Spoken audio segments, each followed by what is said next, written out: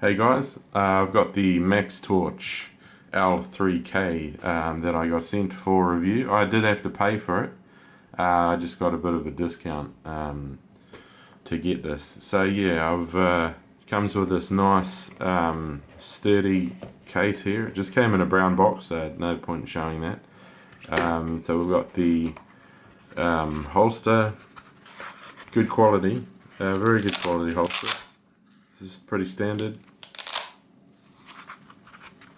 Just a filter here for your belt, and then we've got this here. Put that to the side. We've got comes with 3 coloured filters. So we've got the red, the yellow, and the green. We've got wall adapter for the charger. This is the New Zealand and Australian adapter for this. Dual bay charger, dual bay USB charger, micro USB on the cable port. Just a very simple charger for red and green status indicators. Just ignore my thumbnail. I dropped a block of wood on it, and not very pretty, but can't do much about it. This charger, I put the batteries in, put it on charge, and it stopped at 4.08 volts, and the lights were flickering on and off. So I had to sand both the terminals, and it's been charging fine ever since. So I don't know whether it had just been sitting for a while, or what the conditions were in storage, or whether they had this, but I will note that they might need to clean the contacts. I found afterwards it would charge to 4.18 volts, and then it would sort of like trickle charge up to 4.20 volts, and then it would just cut off. So it works well after I cleaned it. So yeah, it comes with you've got the tactical ring that it comes with. Then you've got your switch assembly. They give you a spare, so that's good to see. 2 spare O-rings and a switch boot cover that they give you for a spare. You got your lanyard. Yeah, so thankfully I can actually fit my hand through this. You get a lot of Chinese brands, they just throw in a very, very short lanyard that you just can't fit at all. Only for like a child, so at least it fits, you know. So very good case that it comes in. You know, it's a good accessory, good carry case for carrying around the bits that you have. So yeah, so it comes with 2 21700 batteries here, 5000 milliamp hour. This is protected, 2 in series, so they came inserted into the flashlight. They didn't come with any insulation sticker to stop it turning on in shipping, but it is in a very sturdy case, so I don't think there'd be any chance of that anyway. So you've got the protection board on the positive end on this. The dimensions of this battery are 72.4 millimeters in length and 21.7 millimeters in diameter. And the inner tube of this light is 22 millimeters, so there's still a bit of room in there if you need replacements. I just thought I'd better give you the dimensions of it. You would try and keep it at 72.4 at the max, because it's such a tight fit for the batteries. Yeah, so it just comes with a bit of paper with you've got the warranty, some specs here.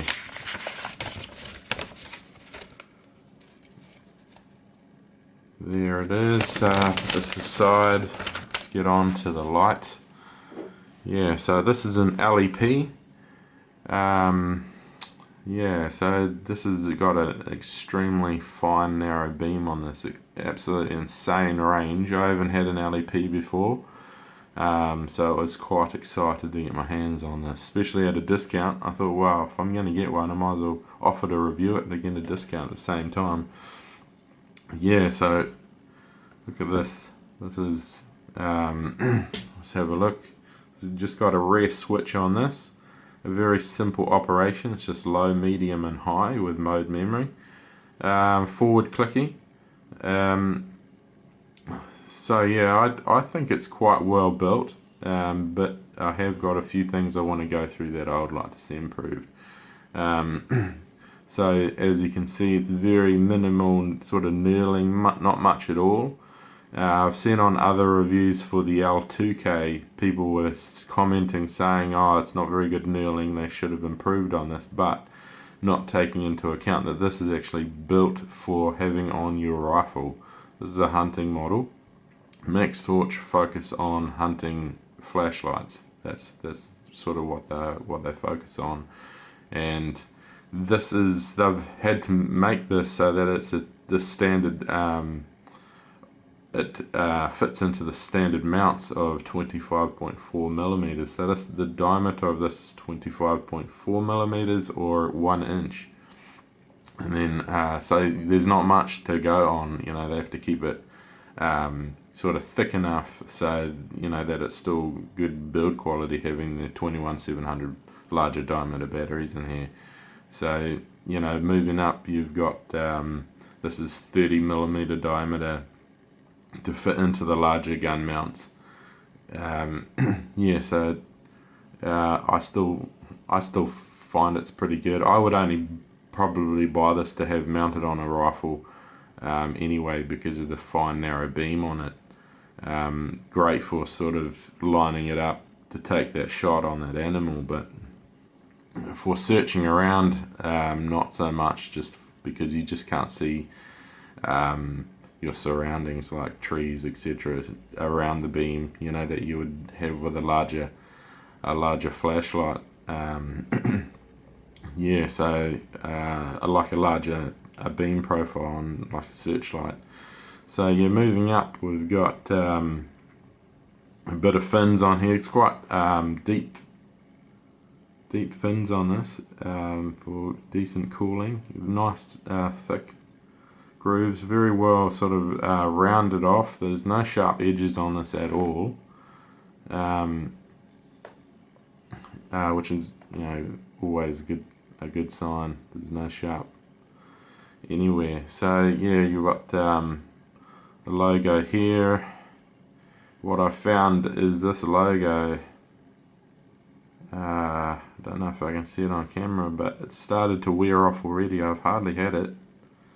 I've only taken it outside maybe 3 or 4 times, and it's already starting to wear off.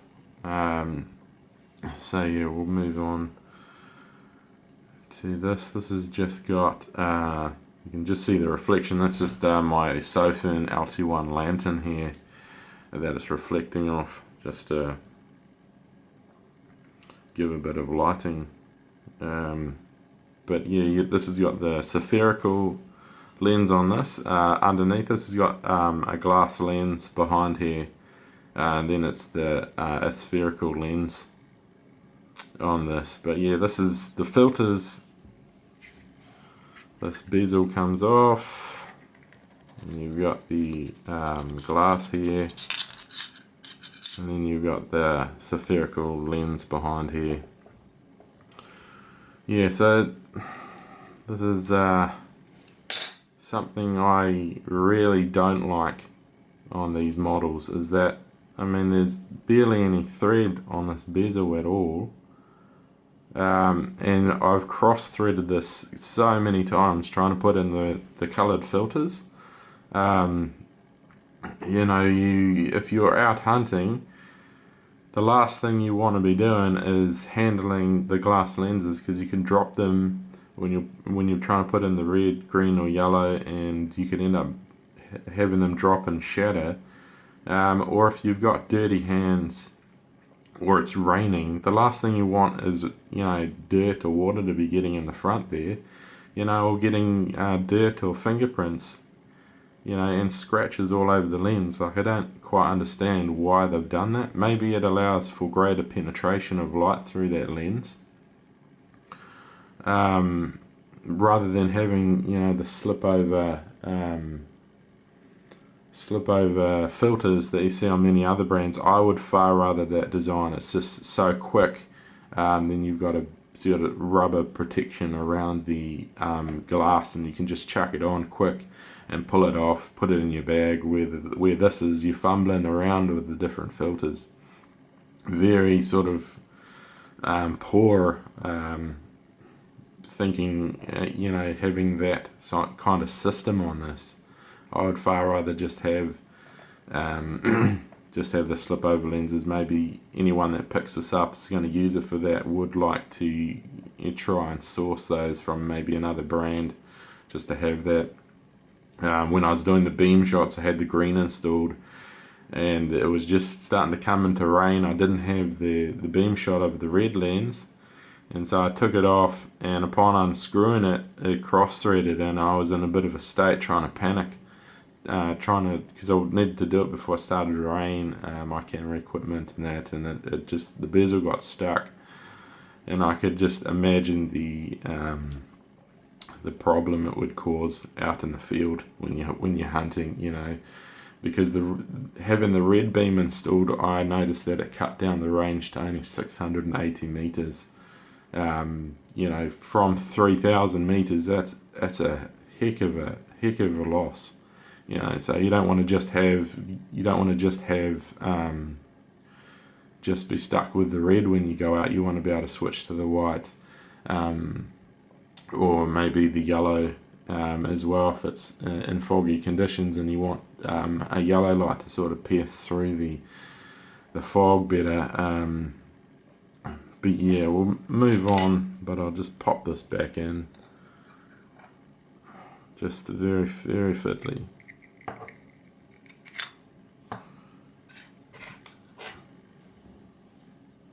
Because if this is mounted on your gun, you're going to have to most likely take it off the gun and put on a filter and put it back on. Yeah.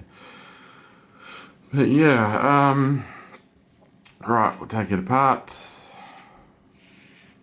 So the other thing I wanted to make known is the threads on this, the anodizing is already wearing off, and I've only pulled the batteries in and out about 10 times, and that's just not good quality. I mean, I think it's down to the 21700 batteries being quite a tight fit in here, and so when you're getting it off, it's causing quite a lot of friction. It's just rubbing, pulling up on the threads as you're trying to take it off. Even on the tail cap here, around the ring here, you've got the anodizing wearing off already. So yeah, you've got the good quality spring in here. One thing I would like to say about Maxtoch is that I'm really stoked that they haven't used glue to assemble. You can take this all apart if you ever need to later on when the warranties run out. But yeah, I just hate other brands using glue. Just makes it an absolute nightmare to fix when you need to. So yeah, we'll take this off. This is no anodizing on the front threads on this. So yeah, they've got a plastic insert around here, I believe, to isolate the positive spring here. So yeah, same spring on this. See, it's just soldered in here, so you remove that solder, that driver board would come out, and you're able to service it yourself if you need to. But yeah, good threads otherwise, apart from the anodizing. No complaints there.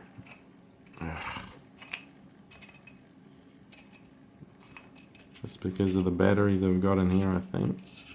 Yep. There we go. So going over the operation of this, the forward clicky, you know, you've got your momentary by half pressing and holding, and then just a short release and hold to cycle through. So high, medium, and low. The one other thing that I didn't like on this really was the mode operation. You have to have it on your for 5 seconds for it to remember the mode. So if you have it on for less than that and you turn it off, the next time you turn it on, doesn't matter how long it's been off for, will turn on to your next level. Which could be an issue, especially if you're using the optional pressure switch. If you just briefly light up a target, and then release your pressure off the switch, the next time you go to turn it back on, it's going to be in your next level. So it should remember the mode when it's off as well as on. Yeah. But yeah, I'll just see if there's anything else I need to go over. The one thing I see brought up many times on the New Zealand hunting forums is the length of their warranty period. They only have a 12-month warranty, and I believe for this kind of price point I would like to see something like a 3-year warranty or a 2-year warranty at least.